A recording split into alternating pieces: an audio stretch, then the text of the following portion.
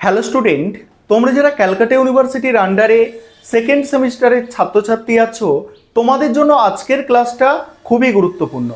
আজকের ক্লাসে তোমাদের ইএনভিএস অর্থাৎ পরিবেশবিদ্যা সাবজেক্টের মক টেস্টের প্রশ্নপত্র নিয়ে আলোচনা করব। তোমরা জানো যে এই সাবজেক্টটা তোমাদের 50 নম্বরের পরীক্ষা হবে এবং এই সাবজেক্টের কোয়েশ্চেন প্যাটার্ন কি আছে দেখে নাও। কোয়েশ্চেন প্যাটার্ন হচ্ছে 10টা তোমাদের এমসিকিউ থাকবে। ঠিক যেভাবে তোমাদের পরীক্ষায় প্রশ্নপত্র হবে সেইভাবেই কোয়েশ্চেনটাকে সাজানো হয়েছে যাতে তোমাদের সুবিধা হয়।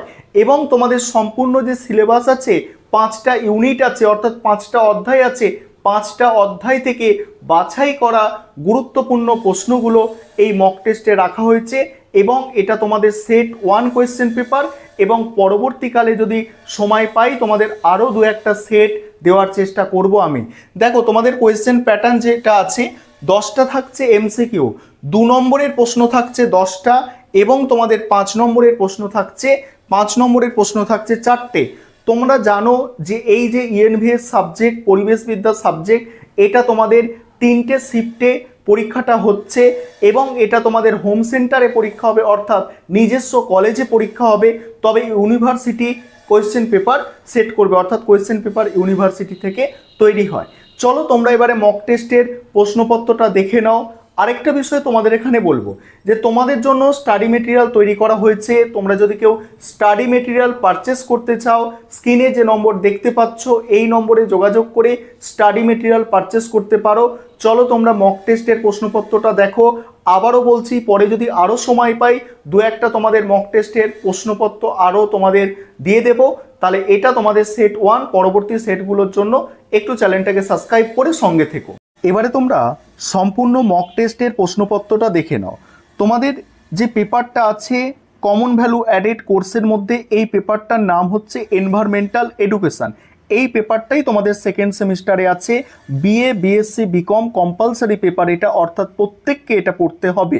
50 নম্বরের পরীক্ষা হবে এবং তোমাদের প্রথমেই বলেছি এটা সেট 1 কোয়েশ্চেন পেপার। পরবর্তীকালে যদি সময় পাই খুব তাড়াতাড়ি তোমাদের আরও 2-1টা সেট নিয়ে আলোচনা করব।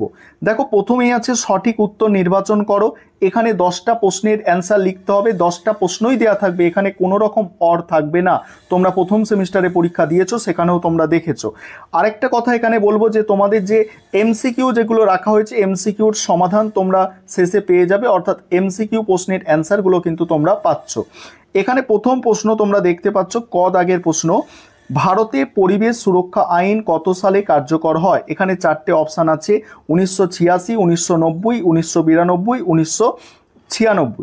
তোমরা কমেন্টে একটু অ্যান্সারগুলো করার চেষ্টা করবে, লাস্টে দেখে নেবে তোমাদের অ্যান্সারগুলো কতটা সঠিক হচ্ছে।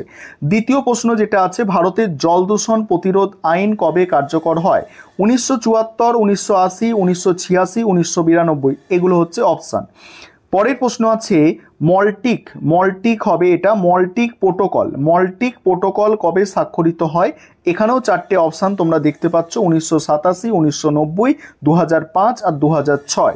তারপরের প্রশ্ন হচ্ছে নর্মদা নদীর ওপর গড়ে তোলা 2টি বাঁধ বা জলধারা। এখানে 4টে অপশান তোমরা দেখতে পাচ্ছ, এখানের মধ্যে কোন অপশানটা সঠিক হবে তোমরা বলার চেষ্টা করো। উঙার দাগের প্রশ্ন আছে, স্থির জনসংখ্যা দেখা যায় যখন? এখানেও 4টে অপশান আছে, 4টে অপশান তোমরা দেখতে পাচ্ছ। উঙা গেল আমাদের। এবার দেখো চয়ের দাগের প্রশ্ন, যে শ্রী সুন্দরলাল বহুগুণা নেতৃত্ব দিয়েছেন কি আন্দোলন? এখানে দেখো অ্যাপিকো আন্দোলন আছে, নর্মদা বাঁচাও আন্দোলন আছে, চিপকো আছে, সাইলেন্ট ভ্যালি আছে। কোন আন্দোলনে নেতৃত্ব দিয়েছিল? তারপরের প্রশ্ন আছে, ভারতের সর্বাধিক জনঘনত্বপূর্ণ রাজ্য কি হবে? জানাবে। পশ্চিমবঙ্গ আছে, উত্তরপ্রদেশ আছে, তারপরে বিহার আছে, কেরল আছে। কোন রাজ্যটা হবে বলবে কমেন্টে। তারপরে প্রশ্ন আছে, ক্রান্তীয় ঘূর্ণবাদ চীন সাগরে কি নামে পরিচিত? দেখো এখানে অপশানগুলো আছে। নেক্সট প্রশ্ন ঝয়ের দাগের, কোন যন্ত্রের সাহায্যে ভূমিকম্পের তীব্রতা মাপা হয়? সিসমোগ্রাফ আছে, সিকমোগ্রাফ আছে, অ্যানিমোমিটার আছে আর ফ্লাইমোগ্রাফ আছে। এখানেও 4টে অপশান। তারপরের প্রশ্ন আছে দেখো, একটি ধসপ্রবণ এলাকা কোনটা সেটা তোমরা জানাবে। এখানে অপশানগুলো দেওয়া আছে। দেখো এই ছিল তোমাদের এমসিকিউ প্রশ্ন। এবারে হচ্ছে 2 নম্বরের প্রশ্ন। 2 নম্বরের প্রশ্ন মক টেস্টের সেটে যেগুলো আমি রেখেছি, প্রথম সেটে দেখো তোমাদের সম্পূর্ণ সিলেবাস 5টা ইউনিট থেকে অর্থাৎ 5টা অধ্যায় থেকে সব থেকে বাছাই করা প্রশ্নগুলো এই মক টেস্টের সেটে রাখা হয়েছে। তবে পরিবেশের কোয়েশ্চেন কিন্তু একটু ঘুরিয়ে হয়। তোমরা দেখেছো প্রথম সেমিস্টারে পরীক্ষা দিয়ে তোমাদের একটা অভিজ্ঞতা এসেছে যে তোমাদের সিলেবাসটাকে কিন্তু ভালো করে দেখতে হবে পরিবেশ বিদ্যায় 50-এ 50 অর্থাৎ ভালো নম্বর পেতে গেলে। এখানে প্রথম প্রশ্ন, পরিবেশগত শিক্ষা কাকে বলে? দ্বিতীয় প্রশ্ন আছে মল্টিক চুক্তি কি? 3 নম্বর প্রশ্ন জনাধিক্য কাকে বলে? নেক্সট আছে কাম্য জনসংখ্যা কাকে বলে? পরের প্রশ্ন আছে সাইলেন্ট ভ্যালি আন্দোলন কেন ঘটেছিল? নেক্সট আছে নর্মদা বাঁচাও আন্দোলন কি? নেক্সট আছে দেখো বিপর্যয়, বিপর্যয় ব্যবস্থাপনা কি? নেক্সট বিপর্যয় কাকে বলে? নেক্সট আছে সুনামি কাকে বলে? নেক্সট বিপর্যয় ব্যবস্থাপনা চক্র কি? তারপরে আছে দেখো দুর্যোগ কাকে বলে?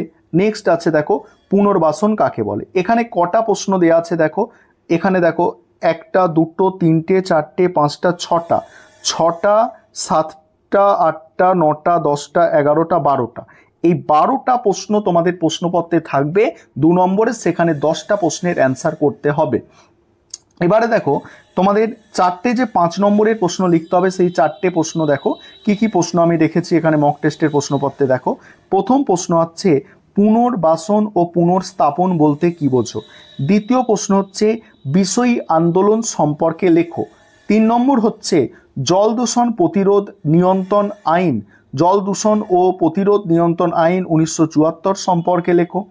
4 নম্বর প্রশ্ন হচ্ছে পরিবেশগত শিক্ষা এবং পরিবেশ সচেতনতার মধ্যে পার্থক্য লেখো। 5 নম্বর প্রশ্ন হচ্ছে তিবলিসি সম্মেলন বা ঘোষণাপত্র কি?